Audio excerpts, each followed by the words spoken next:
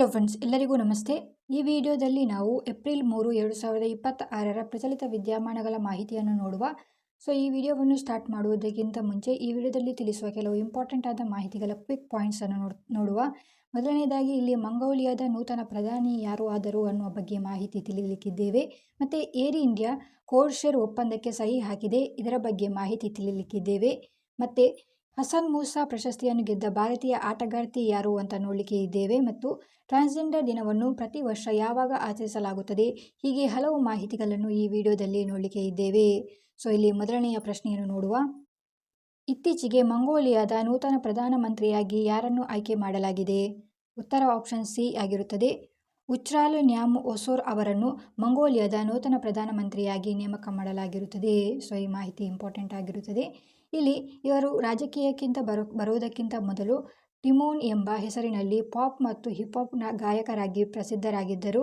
ಇವರು ರಾಜಕೀಯಕ್ಕೆ ಬಂದ ನಂತರ ಡಿಜಿಟಲ್ ಡೆವಲಪ್ಮೆಂಟ್ ಸಚಿವರಾಗಿ ಮತ್ತು ಸಂಸತ್ತಿನ ಸ್ಪೀಕರ್ ಆಗಿ ಕೂಡ ಕೆಲಸ ಮಾಡಿರುತ್ತಾರೆ. ಇವರು ಯಾವ ಪಾರ್ಟಿಯ ಅಭ್ಯರ್ಥಿ ಎಂದರೆ ಮಂಗೋಲಿಯನ್ ಪೀಪಲ್ಸ್ ಪಾರ್ಟಿಯ ಅಭ್ಯರ್ಥಿ ಇವರಾಗಿರುತ್ತಾರೆ. ಇವರ ಹೆಸರು ನೆನಪಿಟ್ಟುಕೊಳ್ಳಿ, ಉಚ್ರಾಲ್ ನ್ಯಾಮ್ ಒಸೋರ್ ಆಗಿರುತ್ತಾರೆ. ಇವರು ಮಂಗೋಲಿಯಾದ ಈಗಿನ ಪ್ರಧಾನಿ. ಇಲ್ಲಿ ಮಾಹಿತಿ ನೆನಪಿಟ್ಟುಕೊಳ್ಳಿ. ಇಲ್ಲಿ ಮಂಗೋಲಿಯಾದ ಬಗ್ಗೆ ಕೆಲವು ಜಿಕೆ ಪಾಯಿಂಟ್ಸ್ಗಳನ್ನು ನೋಡುವ. ಮಂಗೋಲಿಯಾದ ರಾಜಧಾನಿ ಉಲಾನ್ ಬಾತರ್ ಆಗಿರುತ್ತದೆ. ಇದರ ಕರೆನ್ಸಿಯು ಮಂಗೋಲಿಯನ್ ತೊಗ್ರೋಗ್ ಆಗಿರುತ್ತದೆ. ಮತ್ತು ಮಂಗೋಲಿಯಾ ದೇಶದ ಅಧ್ಯಕ್ಷರು ಉಕ್ಲಾಂಗಿನ್ ಕುರೆಲ್ಸ್ಕಿಕ್ ಆಗಿರುತ್ತಾರೆ. ಈ ಮಾಹಿತಿಯಲ್ಲಿ ನೆನಪಿಟ್ಟುಕೊಳ್ಳಿ. ನೆಕ್ಸ್ಟ್ ಕ್ವಶನ್ ಅನ್ನು ನೋಡುವ. ಇತ್ತೀಚೆಗೆ ಸಂಸ್ಥೆಯು ಯಾವ ದೇಶದ ರಾಷ್ಟ್ರೀಯ ವಿಮಾನಯಾನ ಸಂಸ್ಥೆಯೊಂದಿಗೆ ಕೋಡ್ ಶೇರ್ ಒಪ್ಪಂದಕ್ಕೆ ಸಹಿ ಹಾಕಿದೆ? ಇಲ್ಲಿ ಉತ್ತರ ಆಪ್ಷನ್ ಬಿ ಆಗಿರುತ್ತದೆ. ಉಜ್ಬೇಕಿಸ್ತಾನ್ನೊಂದಿಗೆ ಭಾರತವು ಕೋಡ್ ಶೇರ್ ಒಪ್ಪಂದಕ್ಕೆ ಸಹಿಯನ್ನು ಹಾಕಿರುತ್ತದೆ. ಇಲ್ಲಿ ಕೋಡ್ ಶೇರ್ ಒಪ್ಪಂದ ಏನು ಅಂದರೆ, ಇದರ ಮೂಲಕ ಒಂದು ವಿಮಾನಯಾನ ಸಂಸ್ಥೆಯು ತನ್ನದೇ ಆದ ಫ್ಲೈಟ್ ಕೋಡ್ ಅಡಿಯಲ್ಲಿ ಮತ್ತೊಂದು ಸಂಸ್ಥೆಯ ವಿಮಾನಯಾನದ ಟಿಕೆಟ್ ಅನ್ನು ಮಾರಾಟ ಮಾಡಬಹುದಾಗಿರುತ್ತದೆ. ಅಂದರೆ ಇಲ್ಲಿ ಏರ್ ಇಂಡಿಯಾ ವೆಬ್ಸೈಟ್ನಲ್ಲಿ ಟಿಕೆಟ್ ಬುಕ್ ಮಾಡಿದರೂ ಇನ್ನೊಂದು ಉಜ್ಬೇಕಿಸ್ತಾನ್ ಏರ್ವೇಸ್ ವಿಮಾನದಲ್ಲಿ ನಾವು ಪ್ರಯಾಣಿಸಬಹುದಾಗಿರುತ್ತದೆ ಸೇಮ್ ಡೆಸ್ಟಿನೇಷನ್ಗೆ. ಇದು ಒಂದು ಪ್ರವಾಸೋದ್ಯಮಕ್ಕೆ ಹೆಚ್ಚಾಗಿ ಹೆಲ್ಪ್ ಆಗುವ ಒಂದು ಒಪ್ಪಂದ ಅಂತಲೇ ಹೇಳಬಹುದಾಗಿರುತ್ತದೆ. ಇಲ್ಲಿ ಮಾಹಿತಿ ನೆನಪಿಟ್ಟುಕೊಳ್ಳಿ. ಇಲ್ಲಿ ಉಜ್ಬೇಕಿಸ್ತಾನದ ಬಗ್ಗೆ ಮಾಹಿತಿಯನ್ನು ನೋಡುವ. ಉಜ್ಬೇಕಿಸ್ತಾನದ ರಾಜಧಾನಿ ತಾಸ್ಕೆಂಟ್ ಆಗಿರುತ್ತದೆ. ಇಲ್ಲಿ ತಾಸ್ಕೆಂಟ್ ಒಪ್ಪಂದದ ಬಗ್ಗೆ ಮಾಹಿತಿ ನೆನಪಿಟ್ಟುಕೊಳ್ಳಿ. ಭಾರತ ಮತ್ತು ಪಾಕಿಸ್ತಾನದ ನಡುವೆ 1965ರ ಯುದ್ಧದ ನಂತರ ತಾಸ್ಕೆಂಟ್ನಲ್ಲಿ ಶಾಂತಿ ಒಪ್ಪಂದ ಮಾಡಲಾಗಿತ್ತು. ಇಲ್ಲಿ ಆಗಿನ ಪ್ರಧಾನಿ ಆಗಿದ್ದ ಭಾರತದ ಲಾಲ್ ಬಹದ್ದೂರ್ ಶಾಸ್ತ್ರಿ ಅವರು ನಿಧನರಾದರು ಎಂಬುದು ಐತಿಹಾಸಿಕವಾಗಿ ಬಹಳ ಮುಖ್ಯವಾದ ಪಾಯಿಂಟ್ ಆಗಿರುತ್ತದೆ. ಈ ಮಾಹಿತಿಯಲ್ಲಿ ನೆನಪಿಟ್ಟುಕೊಳ್ಳಿ. ಇಲ್ಲಿ ಏರ್ ಇಂಡಿಯಾದ ಬಗ್ಗೆ ಮಾಹಿತಿ. ಇದು ಈಗ ಟಾಟಾ ಗ್ರೂಪ್ ಮಾಲೀಕತ್ವದ ಸಂಸ್ಥೆಯಾಗಿರುತ್ತದೆ ಏರ್ ಇಂಡಿಯಾ. ಇಲ್ಲಿ ಸಮುದ್ರ ಸಂಪರ್ಕವಿಲ್ಲದ ದೇಶದ ಬಗ್ಗೆ ಮಾಹಿತಿ ನೋಡಿ. ಉಜ್ಬೇಕಿಸ್ತಾನ ಕೂಡ ಒಂದು ಸಮುದ್ರ ಸಂಪರ್ಕವಿಲ್ಲದ ದೇಶ ಆಗಿರುತ್ತದೆ. ಡಬಲ್ ಲ್ಯಾಂಡ್ ಲಾಕ್ಡ್ ದೇಶ ಆಗಿರುತ್ತದೆ. ಅಂದರೆ ಇದು ಮತ್ತು ಇದರ ಸುತ್ತಲಿನ ಎಲ್ಲ ದೇಶಗಳು ಭೂಮಿಯಿಂದ ಆವೃತವಾಗಿರುತ್ತದೆ. ಇಲ್ಲಿ ಉಜ್ಬೇಕಿಸ್ತಾನದ ಕರೆನ್ಸಿ ಮಾಹಿತಿ ನೆನಪಿಟ್ಟುಕೊಳ್ಳಿ. ಉಜ್ಬೇಕಿಸ್ತಾನ್ ಸೋಮ್ ಆಗಿರುತ್ತದೆ ಉಜ್ಬೇಕಿಸ್ತಾನದ ಕರೆನ್ಸಿ. ನೆಕ್ಸ್ಟ್ ಕ್ವಶನ್ ಅನ್ನು ನೋಡುವ. 2025ನೇ ಸಾಲಿನ ಏಷ್ಯನ್ ಸ್ಕ್ವಾಷ್ ಫೆಡರೇಷನ್ ASF ಪ್ರಶಸ್ತಿಗಳಲ್ಲಿ ಹಸನ್ ಮೂಸಾ ಪ್ರಶಸ್ತಿಯನ್ನು ಗೆದ್ದ ಭಾರತೀಯ ಆಟಗಾರ್ತಿ ಯಾರು? ಉತ್ತರ ಆಪ್ಷನ್ ಸಿ ಅನಹತ್ ಸಿಂಗ್ ಅವರು ಹಸನ್ ಮೂಸಾ ಪ್ರಶಸ್ತಿಯನ್ನು ಇಲ್ಲಿ ಪಡೆದಿರುತ್ತಾರೆ ಏಷ್ಯನ್ ಸ್ಕ್ವಾಷ್ ಫೆಡರೇಷನ್ನಲ್ಲಿ. ಇಲ್ಲಿ ASF girls player of the year ಅವಾರ್ಡನ್ನು ಪಡೆದುಕೊಂಡ ಅನಹತ್ ಸಿಂಗ್ ಅವರು ಹಸನ್ ಮೂಸಾ ಪ್ರಶಸ್ತಿಯನ್ನು ಕೂಡ ಇಲ್ಲಿ ಪಡೆದಿರುತ್ತಾರೆ. ಇವರು 18 ವರ್ಷದವರಾಗಿರುತ್ತಾರೆ ಅನಹತ್ ಸಿಂಗ್ ಅವರು. ಇವರಿಗೆ ಈ ಪ್ರಶಸ್ತಿ ನೀಡಲು ಮೇನ್ ರೀಸನ್ ವಿಶ್ವ ಜೂನಿಯರ್ ಚಾಂಪಿಯನ್ಶಿಪ್ನಲ್ಲಿ ಕಂಚಿನ ಪದಕ ಕಳೆದ ವರ್ಷ ಪಡೆದುಕೊಂಡಿದ್ದರು ಮತ್ತು ವಿಶ್ವಕಪ್ ಮಿಕ್ಸ್ಡ್ ತಂಡದಲ್ಲಿ ಚಿನ್ನದ ಪದಕವನ್ನು ಕೂಡ ಇವರು ಗೆದ್ದಿದ್ದರು. ಹಾಗೆ ಇಲ್ಲಿ ASF men's player of the year ಅವಾರ್ಡನ್ನು ಅಭಯ್ ಸಿಂಗ್ ಅವರು ಪಡೆದುಕೊಂಡಿದ್ದಾರೆ. ಇವರಿಗೆ ದಾತೋ ಅಲೆಕ್ಸ್ ಲೀ ಪ್ರಶಸ್ತಿಯನ್ನು ಇಲ್ಲಿ ನೀಡಲಾಯಿತು ಏಷ್ಯನ್ ಸ್ಕ್ವಾಷ್ ಫೆಡರೇಷನ್ ಅವಾರ್ಡ್ನಲ್ಲಿ. ಹಾಗೆಯೇ ಅಭಯ್ ಸಿಂಗ್ ಅವರು ಇತ್ತೀಚೆಗೆ ಇಂಡಿಯನ್ ಓಪನ್ ಪ್ರಶಸ್ತಿಯನ್ನು ಗೆದ್ದಿದ್ದಾರೆ ಮತ್ತು ವಿಶ್ವ ಶ್ರೇಯಾಂಕದಲ್ಲಿ 25ನೇ ಸ್ಥಾನದಲ್ಲಿದ್ದಾರೆ. ಇಲ್ಲಿ ASF ಏಷ್ಯನ್ ಸ್ಕ್ವಾಷ್ ಫೆಡರೇಷನ್ನ ಬಗ್ಗೆ ಮಾಹಿತಿ. ಇದರ ಕೇಂದ್ರ ಕಚೇರಿ ಮಲೇಷ್ಯಾದ ಕಲಾಲಂಪುರದಲ್ಲಿದೆ. ಇಲ್ಲಿ ಮಾಹಿತಿ ನೆನಪಿಟ್ಟುಕೊಳ್ಳಿ.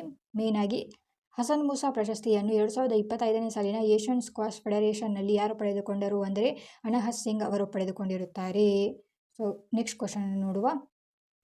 ಅಂತಾರಾಷ್ಟ್ರೀಯ ಟ್ರಾನ್ಸ್ಜೆಂಡರ್ ದೃಶ್ಯಮಾನ ದಿನವನ್ನು ಪ್ರತಿ ವರ್ಷ ಯಾವ ದಿನಾಂಕದಂದು ಆಚರಿಸಲಾಗುತ್ತದೆ? ಇಲ್ಲಿ ಉತ್ತರ ಆಪ್ಷನ್ ಸಿ ಆಗಿರುತ್ತದೆ.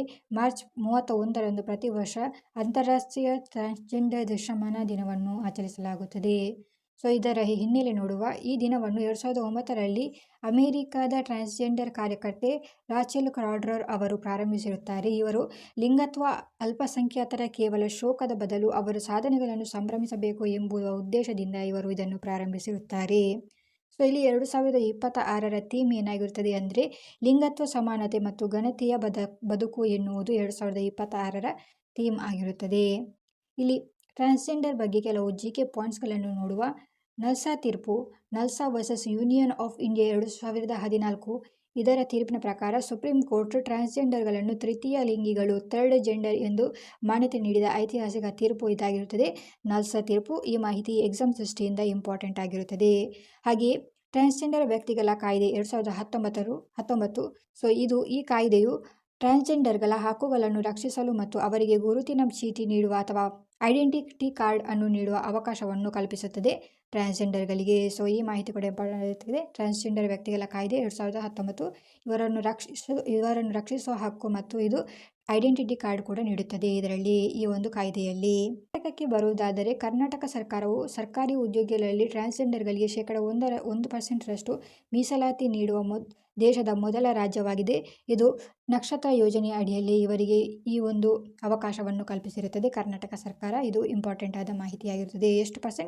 1%ನಷ್ಟು ಉದ್ಯೋಗ ಅವಕಾಶವನ್ನು ನೀಡುವುದಾಗಿರುತ್ತದೆ, ಮೀಸಲಾತಿಯನ್ನು ನೀಡುವುದಾಗಿರುತ್ತದೆ. ಸೊ ಇಲ್ಲಿ ಮಾಹಿತಿ ನೆನಪಿಟ್ಟುಕೊಳ್ಳಿ. ನೆಕ್ಸ್ಟ್ ಕ್ವಶನ್ ಅನ್ನು ನೋಡುವ. ಭಾರತದ ಅತಿ ದೊಡ್ಡ ವಿಮಾನಯಾನ ಸಂಸ್ಥೆಯಾದ ಇಂಡಿಗೋ ತನ್ನ ನೂತನ CEO ಆಗಿ ಯಾರನ್ನು ನೇಮಕ ಮಾಡಿಕೊಂಡಿದೆ?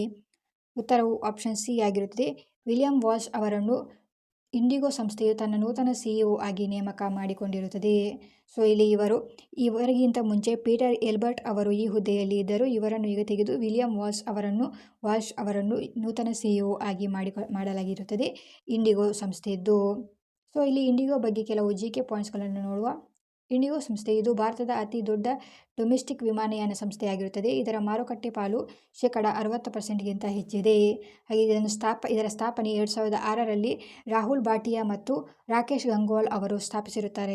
ಇದರ ಕೇಂದ್ರ ಕಚೇರಿ ಹರಿಯಾಣದ ಗುರುಗ್ರಾಮ್ನಲ್ಲಿದೆ. ಸೊ ಈ ಮಾಹಿತಿ ನೆನಪಿಟ್ಟುಕೊಳ್ಳಿ. Next question. ಭಾರತದ ಮೊಟ್ಟಮೊದಲ ರಾಷ್ಟ್ರೀಯ ಆಳ ಸಮುದ್ರ ಪ್ರಾಣಿ ಸಂಗ್ರಹಾಲಯ ಅಥವಾ national repository for deep sea fauna ಅನ್ನು ಎಲ್ಲಿ ಸ್ಥಾಪಿಸಲಾಗಿದೆ? ಉತ್ತರವು ಆಪ್ಷನ್ ಬಿ ಆಗಿರುತ್ತದೆ. ಕೋಲ್ಕತ್ತಾದಲ್ಲಿ ಭಾರತದ ಮೊಟ್ಟಮೊದಲ ರಾಷ್ಟ್ರೀಯ ಆಳ ಸಮುದ್ರ ಪ್ರಾಣಿ ಸಂಗ್ರಹಾಲಯವನ್ನು ಸ್ಥಾಪಿಸಲಾಗಿರುತ್ತದೆ. ಇದರ ಬಗ್ಗೆ ಹೆಚ್ಚಿನ ಮಾಹಿತಿ ನೋಡುವ. ಇದನ್ನು ಪಶ್ಚಿಮ ಬಂಗಾಳದ ಕೋಲ್ಕತ್ತಾದಲ್ಲಿ ಜುಲಾಜಿಕಲ್ ಸರ್ವೆ ಆಫ್ ಇಂಡಿಯಾ ಕೇಂದ್ರದಲ್ಲಿ ಸ್ಥಾಪಿಸಲಾಗಿರುತ್ತದೆ. ಏನು ಇದು ರೆಪೋಸಿಟರಿ ಅಂದರೆ ಇದು ಸಮುದ್ರದ 200 ಮೀಟರ್ಗಿಂತಲೂ ಹೆಚ್ಚಿನ ಆಳದಲ್ಲಿ ಕಂಡುಬರುವ ಅಪರೂಪದ ಪ್ರಾಣಿ ಸಂಕುಲಗಳ ಮಾದರಿಗಳನ್ನು ಸಂಗ್ರಹಿಸಿ ರಕ್ಷಿಸುವ ಒಂದು ಕೇಂದ್ರ ಆಗಿರುತ್ತದೆ ಇದು. ಸೊ ಇದರ ಮಾಹಿತಿ ನೆನಪಿಟ್ಟುಕೊಳ್ಳಿ. ರಾಷ್ಟ್ರೀಯ ಆಳ ಸಮುದ್ರ ಪ್ರಾಣಿಗಳ ಸಂಗ್ರಹಾಲಯ national repository for deep sea fauna ಆಗಿರುತ್ತದೆ. ಇದು ಏನು ಅಂದರೆ ಸಮುದ್ರದ 200 ಮೀಟರ್ಗಿಂತಲೂ ಹೆಚ್ಚಿನ ಆಳದಲ್ಲಿ ಕಂಡುಬರುವ ಅಪರೂಪದ ಪ್ರಾಣಿಗಳ ಸಂಕುಲಗಳ ಮಾದರಿಗಳನ್ನು ಸಂಗ್ರಹಿಸಿ ರಕ್ಷಿಸುವ ಕೇಂದ್ರ ಇದಾಗಿರುತ್ತದೆ. ಇದನ್ನು ಎಲ್ಲಿ ಸ್ಥಾಪಿಸಲಾಯಿತು ಅಂದರೆ ಕೋಲ್ಕತ್ತಾದಲ್ಲಿ ಜುಲಾಜಿಕಲ್ ಸರ್ವೆ ಆಫ್ ಇಂಡಿಯಾ ಕೇಂದ್ರದಲ್ಲಿ ಸ್ಥಾಪಿಸಲಾಗಿರುತ್ತದೆ.